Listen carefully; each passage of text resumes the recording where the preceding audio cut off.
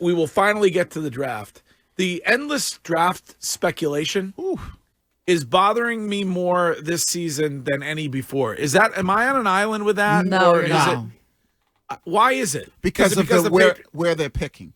Okay, They've never been there. So we're in a long time. we are so interested in it because they're picking at 3. Yeah. Unless they trade down. That the speculation is more. It's like that thing you suffer from, mesophilia. Yeah. Like every time I hear somebody with a new draft theory, I cringe. Right. It's like can we just get to the actual draft? No offense, Professor, but can we just get to the actual draft? Because nobody knows what's going to happen. The issue, Greg, is that we've been talking draft since the Cowboys loss. Like usually you go through the season and you figure out, the playoff loss, and then you okay, what's going on in the draft? We've been doing draft since Halloween. Right. Because if you're a Pats fan and you've been a Pats fan for unless it was, like I said, you go back to the Bledsoe draft, but the Belichick era has always been like the draft is important, but you were picking at the end of the first round. It was like there was really no super hype. You felt like, all right, you're in the first round. Bill's going to maybe draft out to pick up more picks. So there was really no interest around the draft. Now you're in a position that you haven't been, where this pick is like the Bledsoe era because of being so high, where your franchise, the face of what your franchise will look like, or the direction of where your franchise is going to be going, is so important. Because you brought this up. If they trade down, and it was the Nick Wright audio we played, what are they doing for quarterback then? Well, it's going to be Jacoby Brissett. Right. We know that. Like, all right, Jacoby Brissett. So then I don't buy that they're going to go. Nick Wright's theory, they're going to go after Dak Prescott next season. Like it's going to be $60 million. Mm-hmm. Yep. Like, I'm sorry. I don't want that guy as my quarterback at $60 million. They also can't trade down if they've said over and over again that the philosophy is going to be different. They're going in a different direction. They can't continue doing what we would expect Bill Belichick to do. I think that's why there's so much interest around it too. They've said too much. This, whether it's Elliott Wolf, whether it's Robert Kraft, whether it's Gerard Mayo. Well, there's a new vibe, Elliott Wolf said. Yeah. New vibe over here. We changed that old winning one. But my updated opinion, if we're going to do what we've been mocking, there is no chance they take Drake Maye at 3. 0. See, that's Wiggy, has been all over Jaden Daniels. Right. Sounds to me like he's going number 2 to the Commanders. Gonzo. Okay.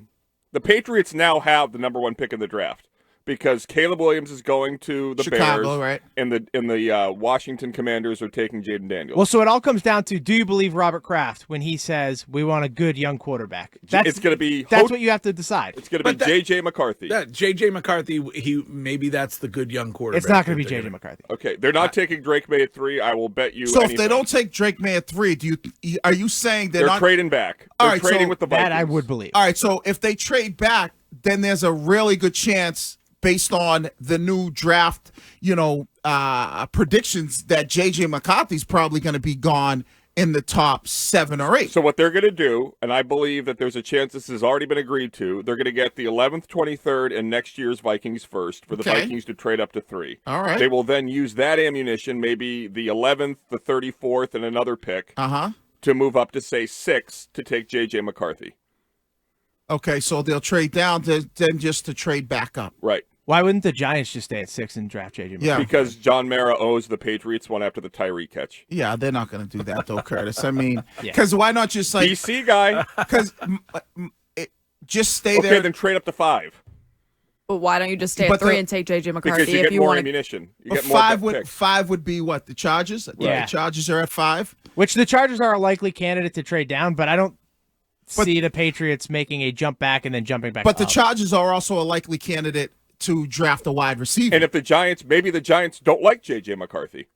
So maybe you like him and they don't, and then you get the pick. If you trade down, I think what you're ultimately going to see is now what we're going to be waiting for as Pats fans, if they trade down, is if the second overall pick, the second round pick, do they take a quarterback there? And they go, okay, where that's the quarterback that we're saying potentially is the future. You mean like a Penix or Bo Nix, whoever that next tier of quarterbacks are that would be available. They may not even be there though at 34. That's the issue. Like there's a chance that because Sean Payton desperately needs a quarterback, right? At like what is he 12, and the Raiders desperately need a quarterback at 13. Both of those teams could theoretically take quarterbacks, and then you're screwed, and you're forced to take like Spencer Rattler, right? And so then now if you're screwed in that point, now you're maybe going the Nick Wright route and going, well, do we then try to see if we can get a Dak Prescott next year? Because now you're searching for, okay, where's the answer at quarterback? But what if they don't think these guys, despite what they've said publicly, Elliott Wolf specifically, he doesn't think any of these guys are going to be outside. I mean, Caleb Williams and Daniels are gone. Any of the remaining quarterbacks, whether it's Penix or J.J. McCarthy or Bo Nix or whoever, he doesn't think that they're. Then you're back in the quarterback market next year. Of course, you're either but you're doing that with your $200 million. Yeah. So what percentage of the recent J.J. McCarthy hype is based on Harbaugh talking him up as much as he is in your mind? 65%. 5%. Oh. But it would also it has nothing to do with Harbaugh. It would also stand to reason, Greg. What is the biggest media market in the world? New York City. Okay, so maybe the Giants don't like J.J. McCarthy, but they're making it known that they want to take him and he's this great prospect as a means to boost the value of said 6th overall pick. The Giants are moving out of 6. Because Greg, Mel Kiper Sr. They desperately they are interested in the quarterback market, right. And they desperately want one of those wide receivers. Specifically, Rome Odunze seems to be the name that's coming. I got to say, the Giants, they know how to pick their quarterbacks. I mean, $120 million for Daniel Jones really worked out. And Scheim's soon-to-be nickname is actually Swole Kiper Jr. And thank you, Greg. And I actually had a better mock draft than Mel Kiper last year, so suck it. Oh, you did? Yep. I love Scheim's weight loss. I hate the confidence. It's called the mock draft database. They keep track. Every mock draft is submitted. No, I swear to God, there's a legitimate website. You submit your mock drafts, and they grade them out, and they even give credit to the most accurate Who one. has the time for that? People who care about the draft. Greg. And why is Mel Kiper putting his draft into the same place that Chris Scheim is? Well, no offense. I think what Scheim's talking about is just. I'm a published draft analyst. I think what thank you, weei-fm. Scheim. Wait, but you're reading all of Mel's mocks that help you create yours. No, I have my own opinions. I don't. But how many mocks? When did you submit your final mock last year? I submit my final mock the week before the draft. Okay, so you've seen 16 Mel Kiper mock drafts that help you create yours. Curtis, here's the thing. This is the cool thing. Every writer everywhere reads everybody else's writing to get to understand where other people are thinking because they may offer a different perspective than what you currently have.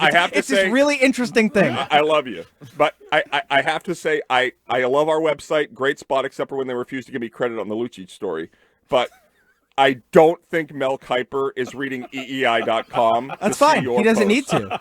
I'm not saying he's reading mine. I'm just saying mine is better. You've read everybody else's, and then you put up your own. So I've read 90 different mock drafts. I'm not copying every single one because then I'd have the same person. I'd have different people at every pick. What Curtis is saying is Mel Kiper's not reading anybody else's. Right. He's just looking at the players. I disagree. I bet he's reading other people's. And Scheim, I would venture. Is it possible that you got confused?